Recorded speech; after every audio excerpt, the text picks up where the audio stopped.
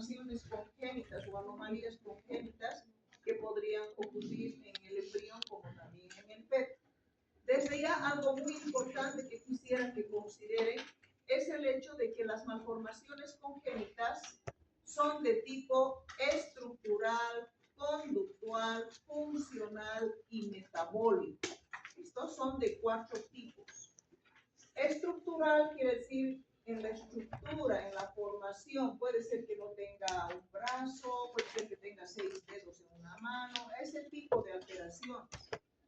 Conductual puede ser, por ejemplo, en el caso del autismo, por ejemplo, ¿no? Está afectando la parte de la conducta.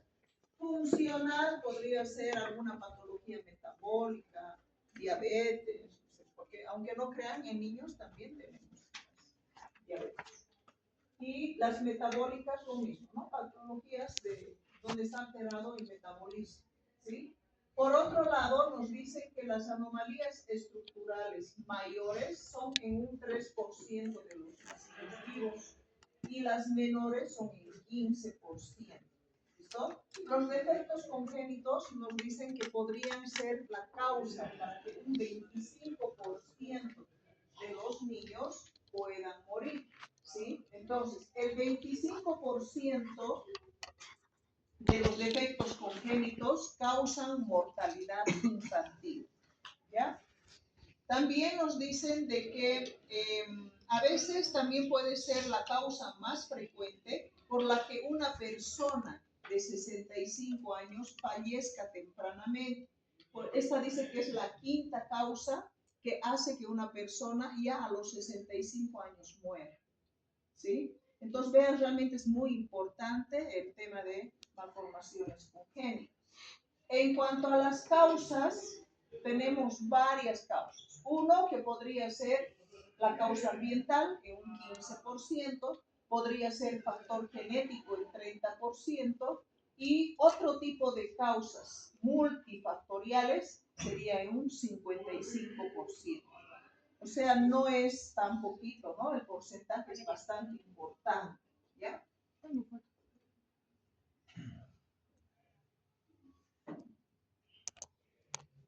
Bueno, ya habíamos visto en capítulos anteriores y habíamos dicho que las malformaciones congénitas son más frecuentes. ¿En qué etapa dijimos? ¿Se acuerdan? Exacto, etapa de la 3ª a la 8ª semana, ¿no es cierto? Aquí nos dice nuevamente eso, que las malformaciones son bastante frecuentes en esta etapa de organogénesis, que quiere decir en la etapa de la 3ª a la 8ª semana, ¿sí? Pero también nos explica de que prácticamente las malformaciones ya se podrían dar, como aquí dice, inician desde la 3ª semana hasta la 8ª semana de gestación, ¿sí? Y puede ser un tipo de malformación principalmente de tipo estructural, porque en esa etapa se está formando el embrión, ¿sí? Por eso nos dice, puede haber ausencia completa o parcial de una estructura o alterarse completamente la configuración normal de este bebé.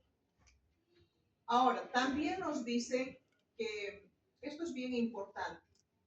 En cuanto a factores teratogénicos, si yo hablo de factores teratogénicos, me estoy refiriendo a todo factor que pueda ocasionar malformaciones congénitas, ya sea en el embrión o en el feto, ¿sí? Entonces, cuando hablamos de teratógeno, quiere decir que ocasiona malformaciones congénitas, ya sea en el embrión o en el feto. ¿Está bien? Aquí nos están hablando de la regla del todo o nada, ¿sí? Del todo o nada. Y aquí nos dicen de que cuando los factores teratogénicos actúan antes de la 3ª semana, ¿sí? Antes de la 3ª semana, se da la regla del todo o nada. ¿Qué significa esto? Cuando hablamos de la regla del todo o nada, estamos hablando de que este factor teratogénico podría ocasionar la muerte del embrión o podría también abortarse de manera espontánea o podría disminuir su crecimiento, ¿sí? O podría recuperarse y no tener nada, o también podría mostrar algún efecto secundario. Por eso, o se muere, o si vive, por ahí vive bien, o vive con otros problemas de salud. A eso se refiere el todo o nada, ¿sí? O mueren o sobreviven, y si sobreviven pueden tener algunas alteraciones de tipo estructural o secundarias, o puede haber bebés que prácticamente se recuperan muy bien. A eso se refiere el todo o nada. Y esto nos dicen que prácticamente se estaría dando esto ya desde antes de la tercera semana. ¿Listo?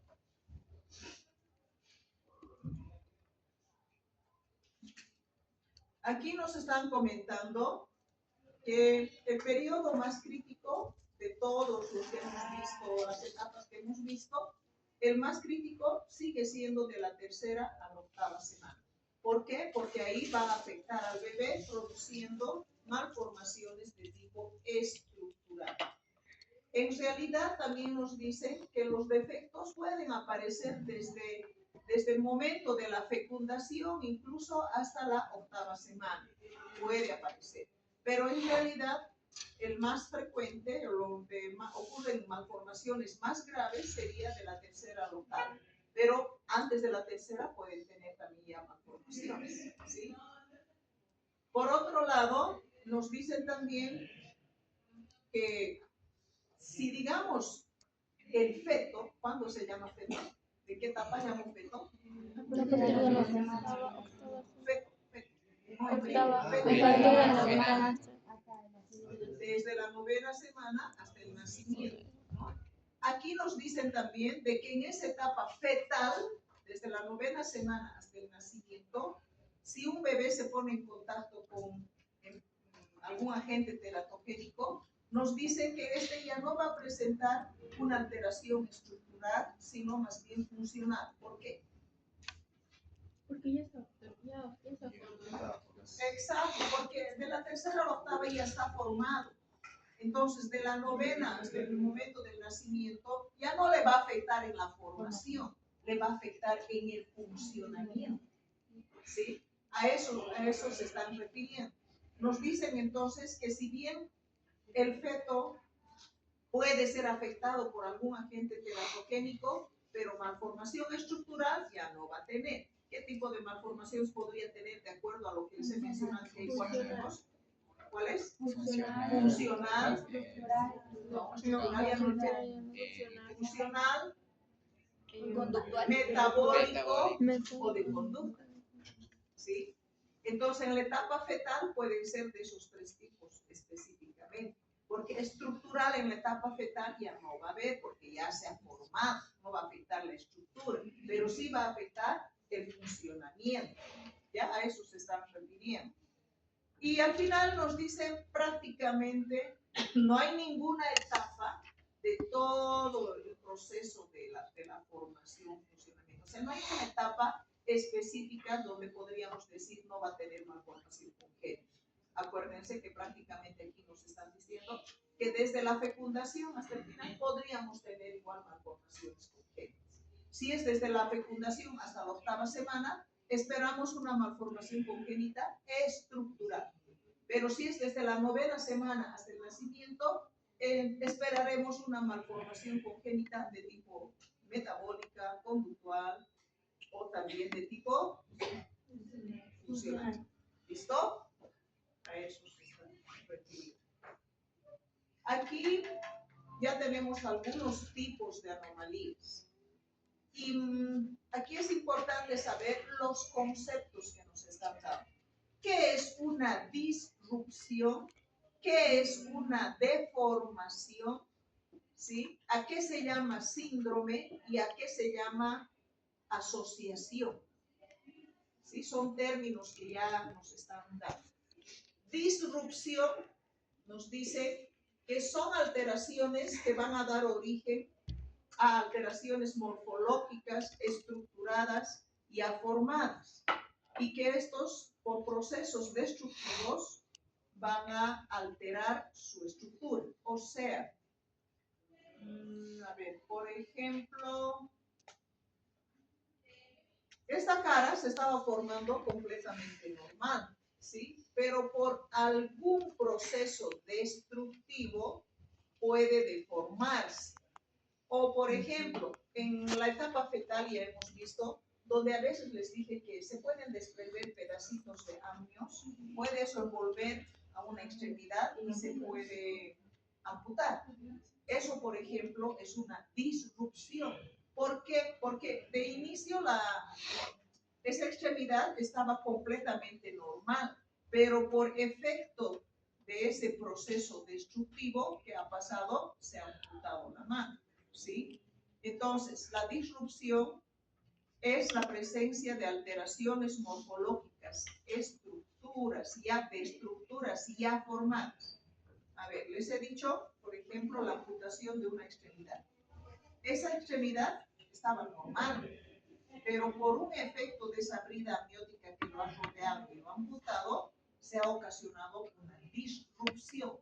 A eso se llama disrupción, no sé si se está entendiendo.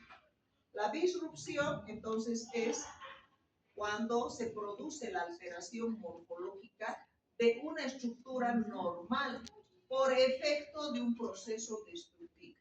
Ejemplo, las bandas amnióticas, que hemos visto que pueden amputar extremidades completas, dedos, demás, ¿no es cierto?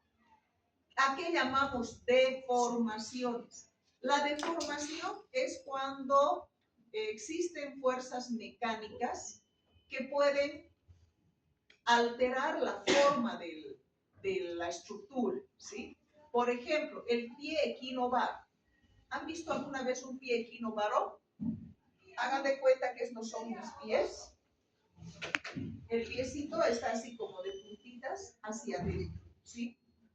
Entonces, está deformado así. ¿Por qué se deforma el pie equinovaro? Habitualmente cuando la cavidad pélvica de la mamá es muy estrecha y el pobre bebé tiene que acomodarse en el espacio que le queda, ¿sí? Las piernitas, los piecitos están normales, pero por no haber mucho espacio, él tiene que adoptar una posición que al final va a alterar la estructura que era normal. Entonces, las deformaciones son consecuencias de fuerzas mecánicas, ¿sí? Que pueden moldear una parte del feto durante un tiempo prolongado. Ejemplo, el pie equinovaro, ¿sí? El pie equinovaro es por eso, porque dispone de muy poquito espacio y ha tenido que acomodar sus piecitos a lo que se ha podido. Y esa posición continua que ha estado ha deformado este piecito, ¿sí?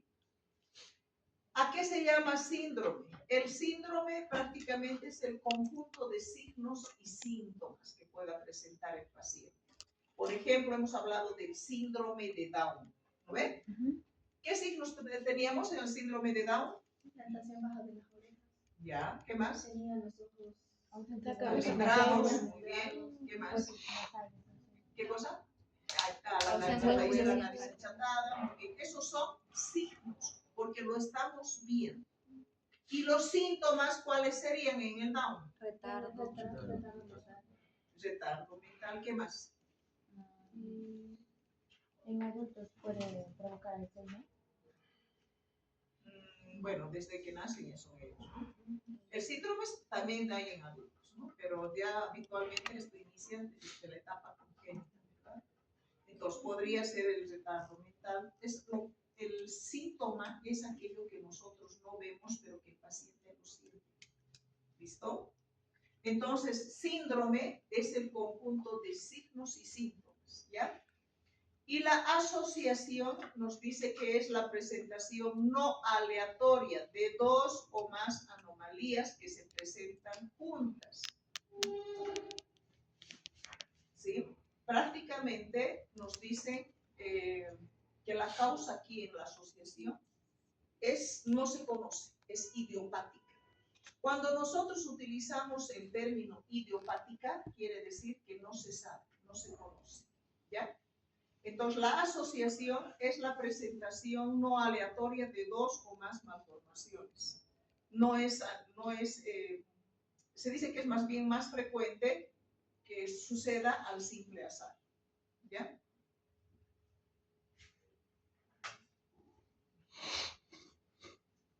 Aquí les cuento que en 1961 ya empezaron a estudiarse las malformaciones congénitas, ¿sí? De principio, inició esto con la famosa talidomida. La talidomida en ese entonces se utilizaba para evitar los vómitos de la mujer embarazada. Ustedes saben que hay mujeres embarazadas que tienen una hiperemesis gravídica, que se llama. Eso se refiere a vómitos continuos. Entonces, para eso se utilizaba la talidomida. Pero resulta que después se han dado cuenta que este medicamento ocasionaba malformaciones congénitas en las extremidades superiores e inferiores principalmente. De ahí que hoy en día la talidomida está completamente contraindicada utilizar en mujeres embarazadas y es más, ya la están sacando del mercado. ¿Listo? O sea que desde esa época ya se empezaron a estudiar las malformaciones congénitas. Ahora, cuando se produce una malformación congénita, nosotros en realidad deberíamos considerar que es importante la susceptibilidad del paciente al teratógeno que le está ocasionando la malformación, ¿sí? Se dice que cuando un niño tiene malformaciones congénitas, esto depende mucho de su genotipo del niño y la susceptibilidad que tenga a ese agente teratógeno. También nos dice que para que se produzca una malformación congénita, es importante considerar la etapa del desarrollo en el que se encontraba el paciente en ese momento que se ha puesto en contacto con un agente teratógeno. Será lo mismo que la mamá se haya sacado rayos X a la 4ª semana de gestación o que se haya sacado rayos X a los 8 meses de embarazo. El tipo de malformaciones que va a ocasionar esa radiación va a ser diferente. Por eso aquí nos dice que habría que considerar en qué etapa ha sido expuesto el bebé, porque si va a ser 4ª semana, ¿qué tipo de malformación se esperaría? Estructurales.